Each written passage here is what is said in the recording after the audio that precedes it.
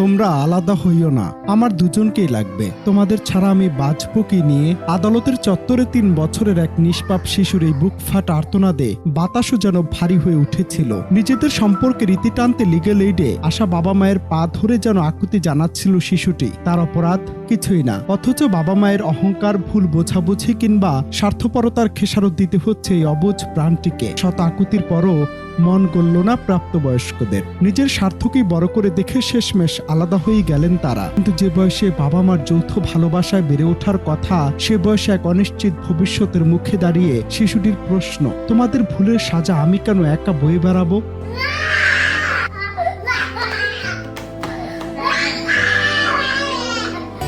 চাকা perfume detergent powder, চোখ বন্ধ করেই পরিষ্কার।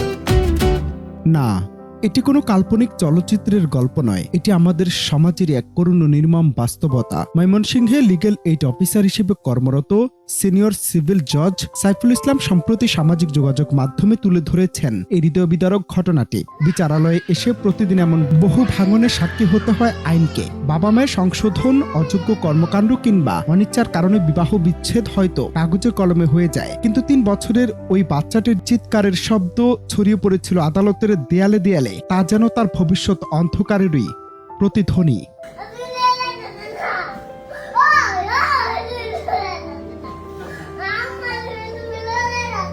এমন ঘটনা কি প্রমাণ করে না যে মানুষ হিসেবে আমরা প্রতিনিয়ত কতটা স্বার্থপর হয়ে উঠেছি? সম্পর্কের টানাপোড়েনে কত হাজারো নিষ্পাপ শিশুর শৈশব যে প্রতিদিন এভাবে মিশে যাচ্ছে তার কোনো সরকারি হিসেব নেই। বাবা মা তাদের অধিকার আর সুখের হিসেব মেলাতে ব্যস্ত, অথচ তাদের সিদ্ধান্তের কারণে যে একটি শিশুর পুরো জীবন থমকে যাচ্ছে সে খেয়াল কারও নেই।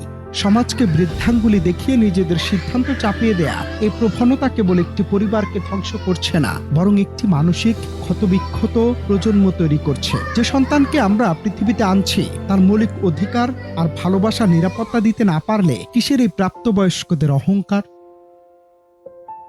সন্তান জন্ম দেয়া সহজ, কিন্তু তার আত্মাকে ক্ষতবিক্ষত না করে একজন সঠিক মানুষ হিসেবে গড়ে তোলাই আসল দায়িত্ব। যে বাবা মায়ের কাছে সন্তানের জীবনের চেয়ে নিজেদের ক্ষুদ্র স্বার্থ বড়, তাদেরকে আধো অধিকার আছে সন্তানকে অনিশ্চিত পৃথিবীতে এনে একা ফেলে রাখার? অনন্ত হাসান মাসুদ, বাংলা টিভি।